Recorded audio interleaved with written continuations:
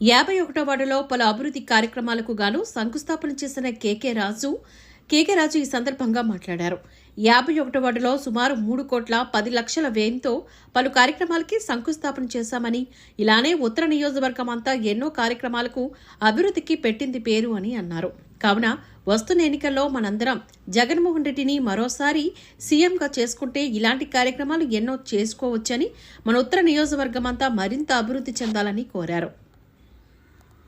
Zone 5 offices సంబంధించి zonal offices సంబంధించి 51వ వార్డులో 1,98,00,000 రూపాయల నిధులతో జోనల్ ఆఫీస్కి, అదేవిధంగా 51వ వార్డు కార్పొరేటర్ వై వెంకటరమణ గారి ఆధ్వర్యంలో జోనల్ ఆఫీసు ఇంకా వివిధ పనులకు సంబంధించి సుమారు ఇంకొక 1,20,00,000 రూపాయలు, అంటే సుమారు 3,10,00,000 రూపాయల నిధులకు సంబంధించి ఈరోజు వివిధ అభివృద్ధి పనులకు సంబంధించి శంకుస్థాపన చేయడం జరిగింది.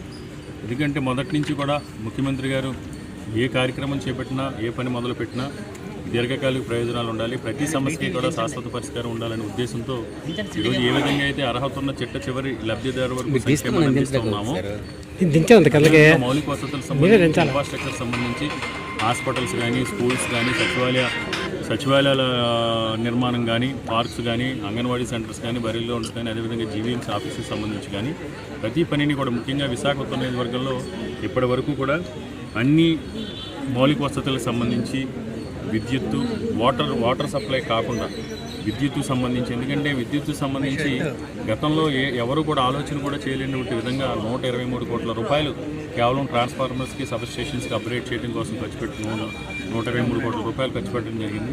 అవన్నీ కలిసి ఇప్పటి వరకు కూడా 435 కోట్ల రూపాయల నిధుల్ని గడిచిన 4 సంవత్సరాలు 10 నెలల కాలంలో 435 కోట్ల రూపాయల నిధులను ఇప్పటి వరకు కూడా విశాఖ నియోజకవర్గ వివిధ అభివృద్ధి పనులకి మనం వెచ్చించడం జరిగింది.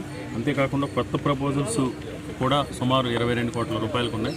అంటే 455 కోట్ల రూపాయల నిధులు వెచ్చించి ఇవన్నీ కూడా ఈరోజు చేయటం జరిగింది. కాబట్టి తప్పకుండా భవిష్యత్తులో కూడా మేమందరం కూడా ఇదే చిత్తశుద్ధితో, ఇదే నిబద్ధతతో, ముఖ్యమంత్రి గారి ఆశీస్సులతో, ముఖ్యమంత్రి గారి ఆశయాలను, ఆలోచనలు ప్రజలకు తీసుకెళ్ళి ప్రజలకి మెరుగైన జీవన ప్రమాణాలు కల్పించాలనేది మా అందరి ముందున్న లక్ష్యం.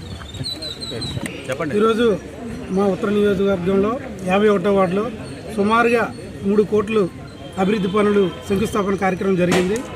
ఏదైతే గతంలో మన ఈ జోనల్ ఆఫీస్ ఉందో అక్కడ కొన్ని ఏదైతే పార్కింగ్ ప్రాబ్లమ్స్ కానీ, ఆ చుట్టుపక్కల ఏదైతే రెసిడెన్షియల్గా ఇబ్బంది ఉన్న పరిస్థితుల్లో ఇక్కడ మన ఏదైతే ఉందో ఇక్కడ ఈ Raiwada water supply pump house దగ్గర ఉన్న స్థలాన్ని బట్టి ఇక్కడ ప్రజలకి కనీస సౌకర్యాలు కల్పించడంలో, వచ్చే వాళ్ళందరికీ కూడా మంచి సౌకర్యాలు కల్పించడంలో ముందుంటుందని చెప్పేసి ప్రభుత్వం చేసింది.